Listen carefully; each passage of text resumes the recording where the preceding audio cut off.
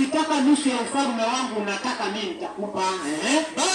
Basi akatoka akamuuliza mamaye. Sasa yule binti, kwa sababu yeye yuko ndani ya ufalme, mali yote ni yake, anacheza anavyotaka, anakula anachotaka, anafanya atakavyo. Sasa akaomba nini?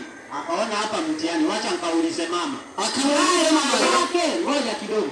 Naye mamake, kwa sababu alikuwa na hasira na Yohana na tayari ashakamatwa kwa gerezani, akajua hapa sasa nilikuwa nikimlisia Yohana tumuue, nikashindwa. Sasa hapa nishamkamata.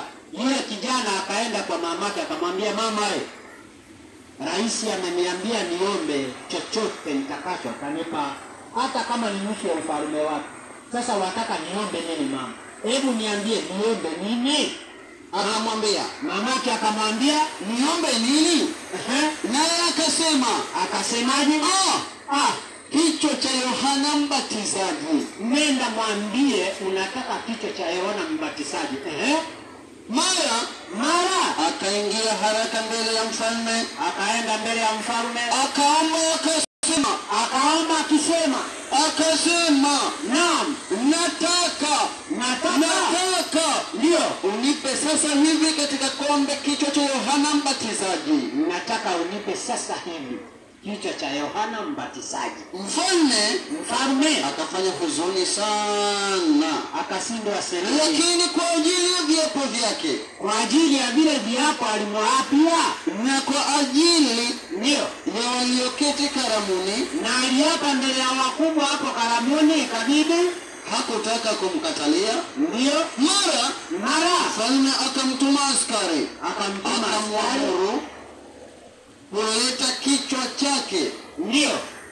Basi akaenda akamkamata, akamkata kichwa mle gerezani. Akaenda akakatwa kichwa kule gerezani, akakileta kichwa chake katika kombe, akampa yule kijana, naye yule kijana akampa mamaye. Tulia mwalimu.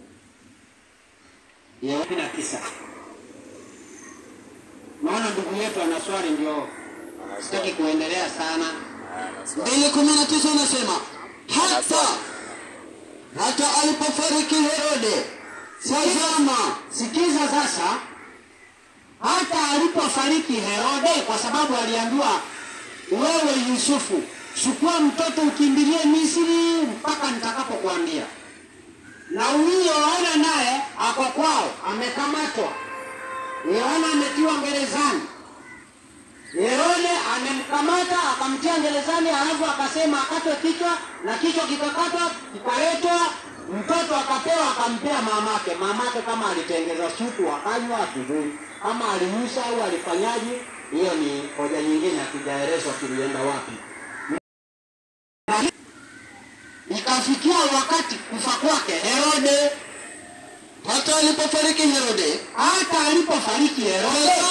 tazama, malaika wa Bwana walimtokea Yusufu katika ndoto huko Misri. Sasa ripoti ndio inaenda kule Misri sasa, kwa sababu Herode amekufa.